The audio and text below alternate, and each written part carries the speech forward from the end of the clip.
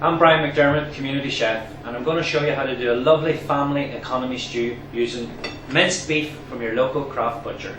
So the beauty about this recipe is it's lovely, wholesome, fresh food using some lovely simple meatballs that I'm going to show you how to make, and there's a selection of beautiful vegetables that are homegrown and local.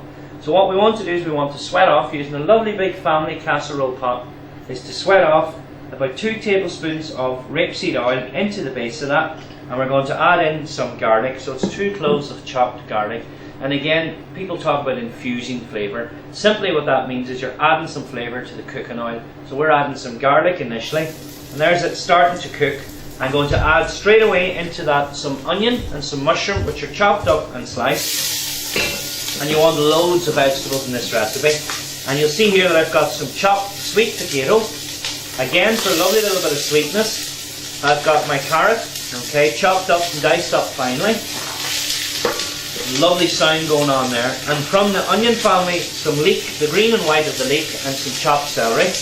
You can put whatever vegetables you want into this, that's what's fantastic. Whatever's in season, you can add into it.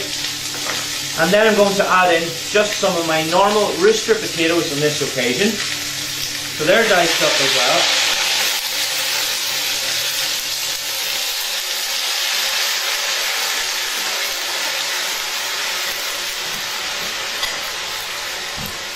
Now we're going to sweat those off, nice and light, without colour.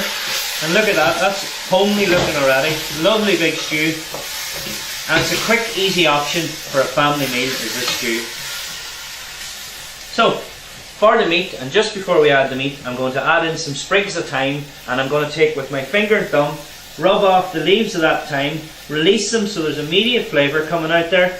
Another herb you could use in there is drop in a bay leaf, fantastic in here.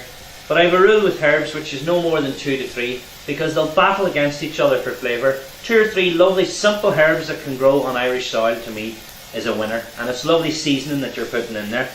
And I'm going to lightly season that now with a little bit of cracked black pepper. Okay, and again, always remember that you can always add but you can never take away.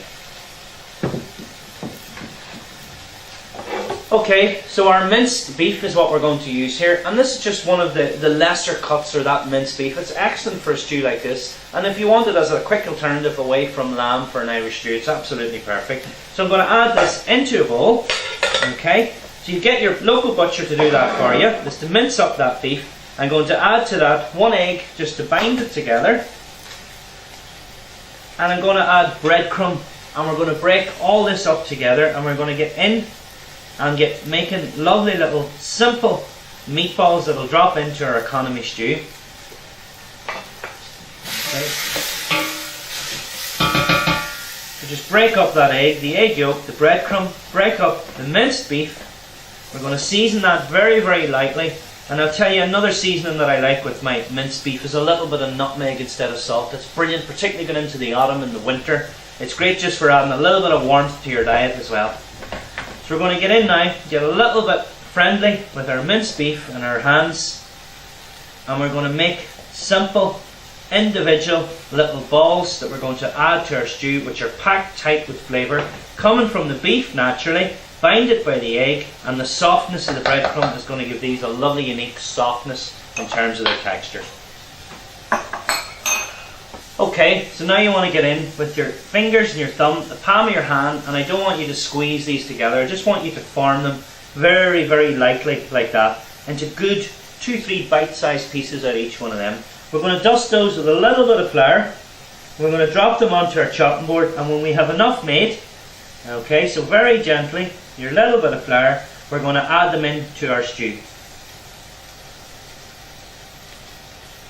So now we have our meatballs formed, we're just going to let them sit there for a few seconds. Stir your vegetables, and look at that, that's started the cooking process. Isn't that lovely and hearty looking?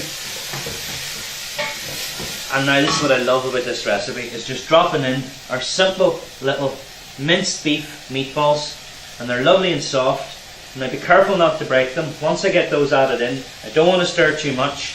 What I want to do, and what I'm going to do, is I'm going to add in some stock, and I'm using chicken stock this time because I want the vegetable flavour to come through as well rather than beef stock. So we're going to pour that in nice and warm. And look at that, just enough to cover the vegetables, cover your minced beef, and we're going to slowly let that come back up to the boil and let it cook very, very gently. The meatballs are going to start to break up in their own natural way. Put a lid on that, let that cook for about 30 minutes, 40 minutes, and just watch it thicken up with the flour coming off the meatball, the starch coming out of the potato, the heartiness of the vegetables. That's just a lovely stew, and I just can't wait to get to the end of that to taste it. Okay, so I've let that cook out. The beef in there now, I know, has cooked, and I can smell the lovely heartiness of those vegetables. I mean, look, that's absolutely amazing. And that's just a one-pot wonder. You've got all your vitamins in there, you've got a balanced meal, your meat, you've got your sauce, you've got your protein in the meat, you've got your vegetables, your potatoes. It's excellent. So all I want to do with that now is just add some freshly chopped parsley, just at the very end of that. And that's another key thing about a light leafy herb like parsley, or like sorrel, coriander, or basil. Always add it just at the end to keep its colour and its vibrancy and flavour at the very, very end of cooking.